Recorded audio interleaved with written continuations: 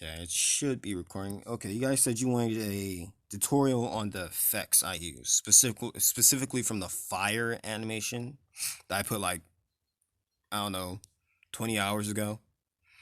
So I don't download most effects. Most effects I don't download. Not saying I don't download any effects, but I don't download most.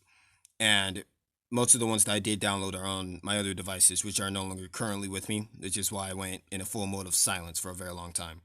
So, what I use is things called the points. I call them points because that's how many sides they have that I can actually alter freely. As you can see, let's get rid of this guy. As you can see, this has around 8 points. This means that I can alter them freely and make any shape I want. This is how I make most basic weapons, or at least with this one at least. I believe it goes something like that. I don't know.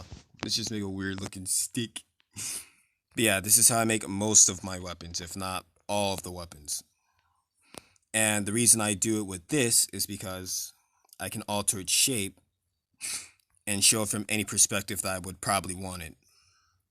That's if I can actually make it, very, very, very detailed. Now, this is the 8 point.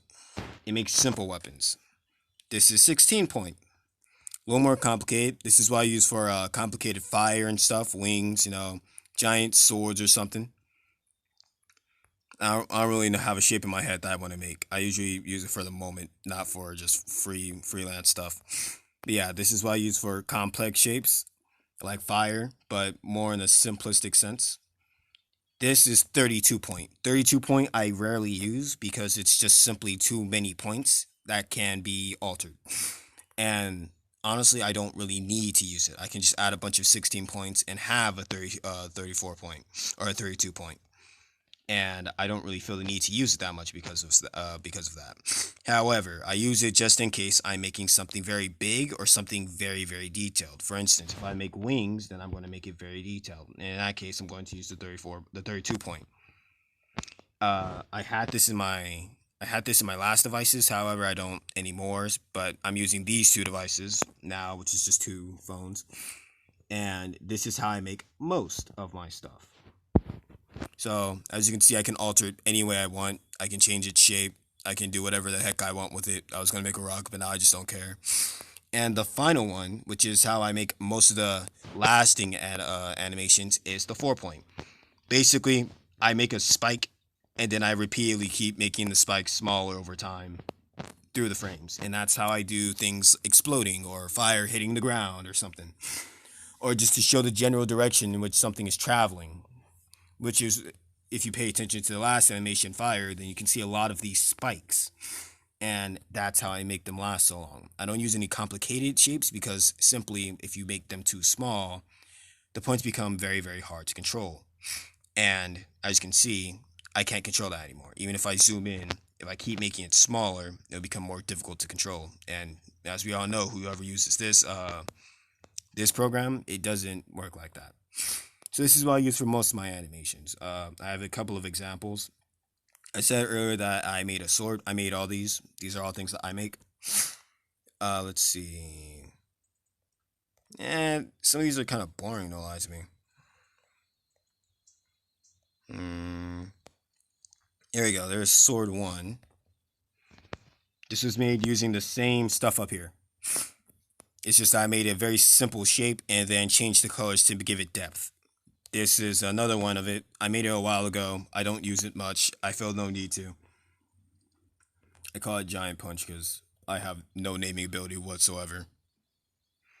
Let's go to oldest. That should be the easiest to find. And this is one of my favorite weapons that I rarely use, but it's also just another variation of the sword. Now let's see if I can show how it's animated. Oh my god, I feel so cringe, but whatever. Yeah, that should be enough. This is how they generally work. Yeah, let's get rid of them.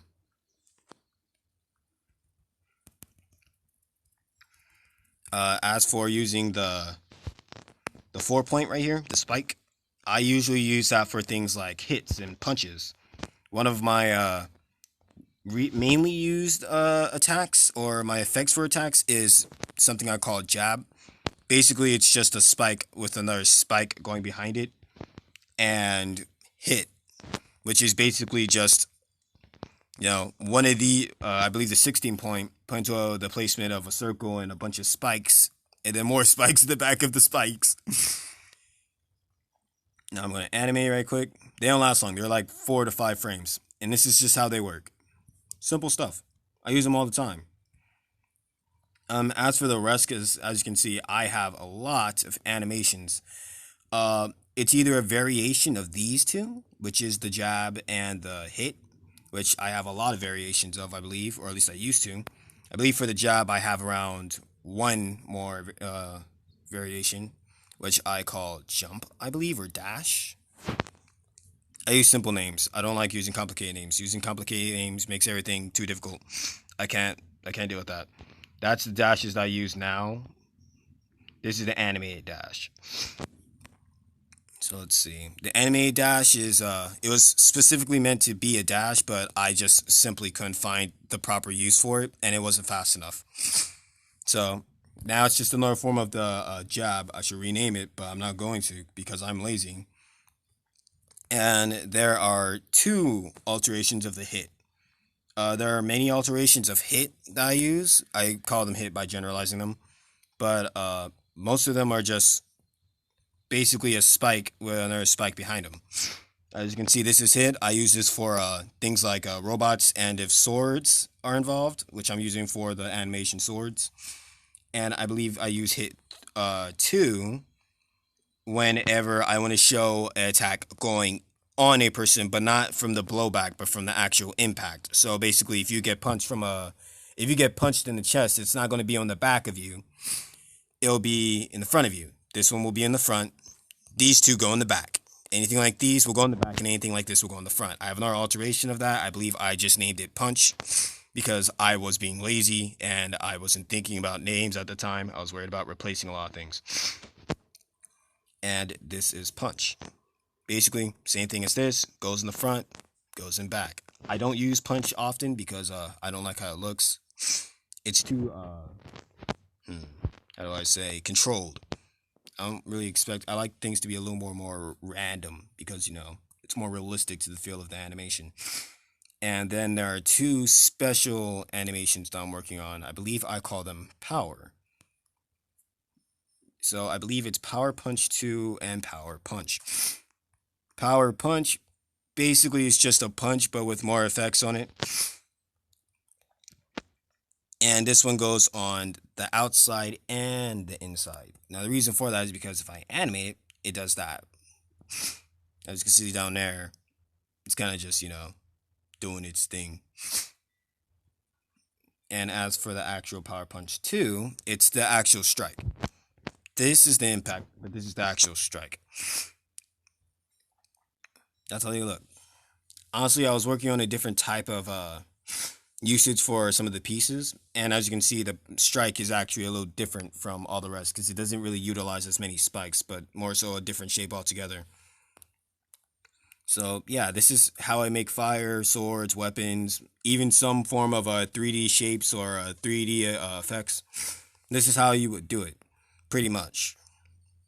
So if you want to know how to make these, the little shapes, I can do that right now.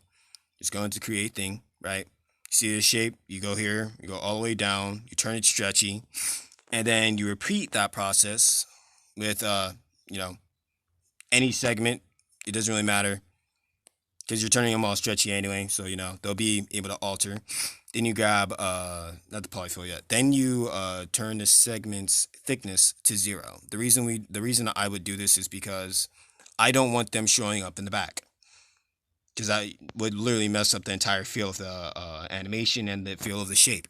Then you grab polyfill, you fill it out, you cancel the polyfill color because it'll override any color you put, so it'll be just blue, and then you press finish. When you do that, you should be able to alter this in any way you want. And this is how I do all of them.